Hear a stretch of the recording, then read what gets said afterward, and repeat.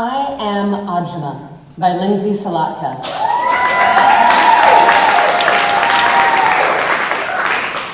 How do I look? I tugged my short-term black wig forward with my fingernails in a last-ditch effort to cover the grays at my temples.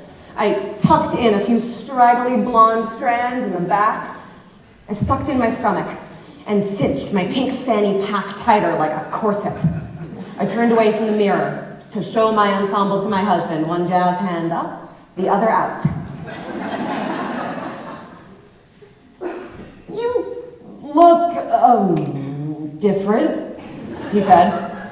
I know that, I said, but do I look entirely sensible? Like a woman with a purpose who has taken a few hard hits in her life and no longer gives a shit if her pants match her blouse. I zipped my plaid brown quilted vest up to my chin and then unzipped it again. My pants, a loose black polyester blend with a blue and white floral pattern and elasticized waistband, were a smidge too short. My mid-length pink socks met them where they ended. The sturdy off-white sandals, complete with heel strap, were there too. I tugged my undershirt sleeves down to cover my wrists. I think you achieved the desired effect, he said. Good, I said and exhaled.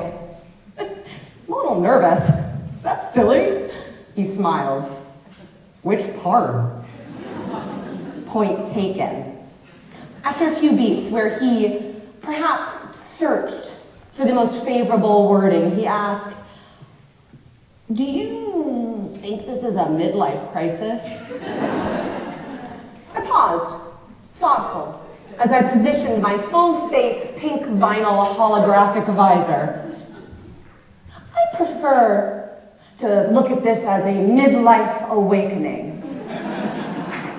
However, if this is how my midlife crisis manifests, you are very lucky. I kissed him. Wish me luck. Bye! And with that, I trounced out the door and down the steps to meet my fellow flash mobbies. I flash mob with a group called Ajumma EXP. You might say we have a different mission than your everyday flash mob. We are all middle-aged women and damn proud of it. We are mostly Asian, not me, though. More on that later. And we embrace the spirit of the Ajumma, a Korean term used for a middle-aged woman in sensible, albeit ill-matched clothing, who is spotted elbowing her way through the subway in Seoul or haggling for vegetables, haggling for any purchase, really, like a mofo. Ajummas don't take shit. Not from anyone. We used to take shit in our youthful prime and took it for far too long. We didn't have much of a choice then. Now, we know better. My time performing with Ajumma EXP has been unbutton your pants at the dinner table liberating. But it also ushers in a whole host of questions, with good reason. Questions that are asked of me, and questions I ask myself. I am a middle-aged white woman dressing like a middle-aged Korean woman. If mostly Asians didn't surround me, this choice would be inexcusable. No one understands my history with these women. How could they? Should I expect people to extend grace to me? To stop and consider me with curiosity and joy instead of anger and judgment for what could justifiably be labeled cultural appropriation? I go back to how this began. Almost 20 years ago, I moved to Shanghai with my family. The transition was, in a word, rough. I did not understand their culture. I did not appreciate how they communicated or interacted. In my defense, it was hard to decipher. I mistook someone yelling in my face as a sign of aggression instead of a friendly greeting. I could not get used to the bathrooms, the setting for many unfortunate accidents. I couldn't stomach the driving, which was terrible. terrifying and risked a higher life and death level of accidents. I was flummoxed by the yeses that were no's because why not? Just say no. You're a haggling culture. Give me someplace to start. I was frequently scared for and protective of my children, even though they were probably safer there than they ever have been here. I was often overwhelmed and frustrated. I caught myself storming away from a shopkeeper who wouldn't take 12 more cents off a badly needed box of tissues. I had the 12 extra cents, but I knew they were charging me more than they charged the locals, which angered me. I got hung up on the principal and wiped my nose on my sleeve for 12 cents. In retrospect, I think I sometimes behaved like an unhinged person caught on camera refusing to wear a COVID mask at Costco in the beginning of the pandemic. But eventually something happened. I didn't accept everything happening around me, but I slowly began to thrive, in some ways better than I ever had before when I was more rigid. I loosened my grip on the helium balloon string of principles and slowly became more comfortable with other ways of existing. I enrolled my 3 kids in Mandarin immersion school when we moved back to the US. I spent a lot of time at the school and made friends with some of the parents. I discovered that I felt mostly more aligned with the Asian parent contingency. They were frugal, spoke their minds, and stopped at nothing to clear the way for their kids to succeed. I got this. Eventually, I became friends in person and on Facebook with some of the involved parents like me, those who ran the carnivals and fought for school improvements. And one day, I saw a post featuring some of the parents at the school in tightly permed wigs, quilted vests, fanny packs, and sensible shoes and giant full-face visors at the Asian Film Festival Gala supporting the Pacific Arts Movement. They cleared the dance floor and broke into a well-choreographed routine to Supersonic by J.J. Thad. My friends could dance! It was incredible. My mind was blown. I love to dance. If there's a song and a dance floor, even a small patch of dirt, you'll likely find me grooving on it. I watched the entire video with a huge grin. I don't recall how many times, but it was borderline creepy. Then I tapped comment and wrote something reeking of shameless desperation, very similar to, "This video is the best thing I have ever witnessed in my whole entire life. I am so bummed I'm not even 1% Korean right now because every molecule in my being longs to bust a move with this crew." Soon, I heard a ding signaling this reply. "Lindsey, the Ajumma experience is not about being Korean. It is about the ferocity of your middle-aged warrior heart."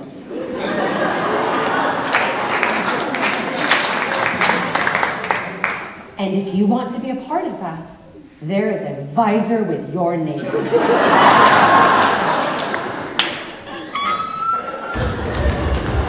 I might have cried or peed my pants a little, probably both, that's how excited I was. I'm an Ajumma now, so I can say real stuff like that and not care what people think of me. I had Amazon for my perm and Goodwill for my get-up, sensible shoes I had in spades.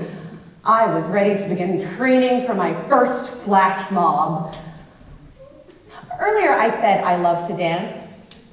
However, loving to do something is different from having a natural ability at said thing. When I say I trained for the flash mob, I mean I dedicated tens of hours to get it right. I was not going to be the tall white gal with 0 grooves. I really borderline did not belong. I wasn't going to stand out even more for sucking. I attended every practice I could make and practiced the routine countless times in my living room. By the end, my kids knew the moves as well as I did, possibly better. I could hear my husband humming Supersonic in the kitchen when I awoke. Our first performance was at a movie theater. A packed house, there to see a film and a Q&A with the film's director. I don't remember the name of the film, but Sandra Oh starred in it. I was so excited. The song spoke to me. I was a freak.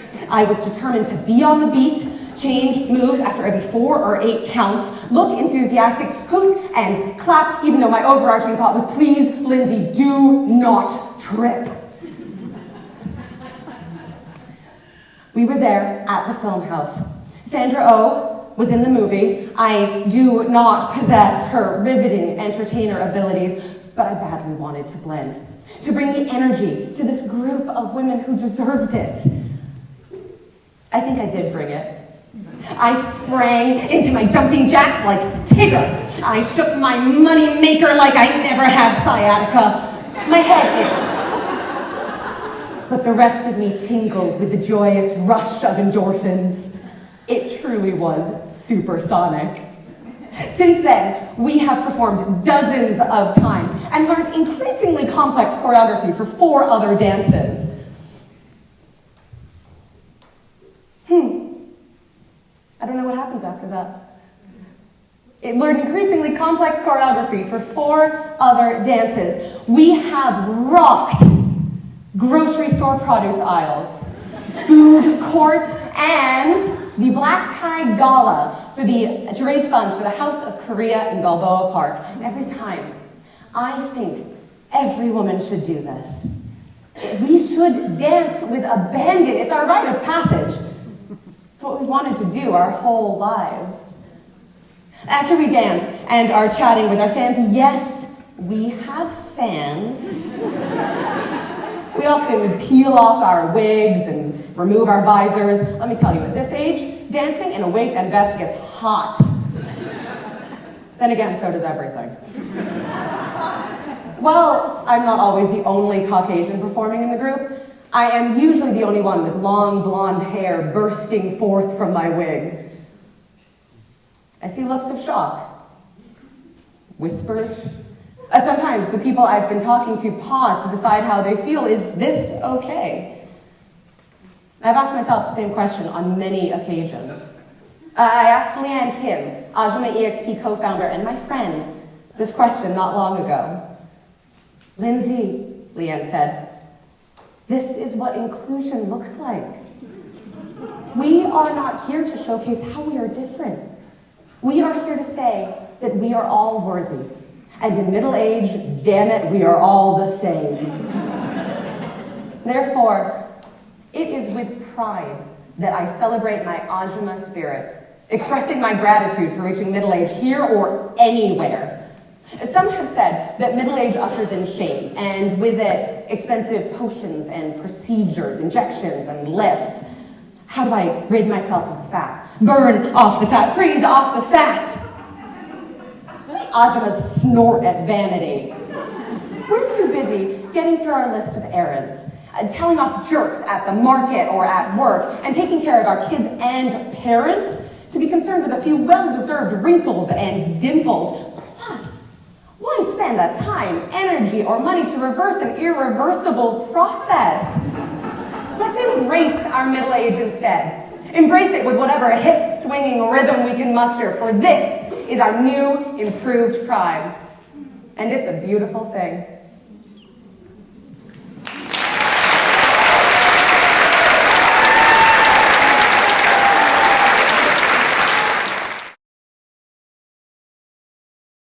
Lindsey, you just had your piece performed at the Memoir Showcase. How do you feel?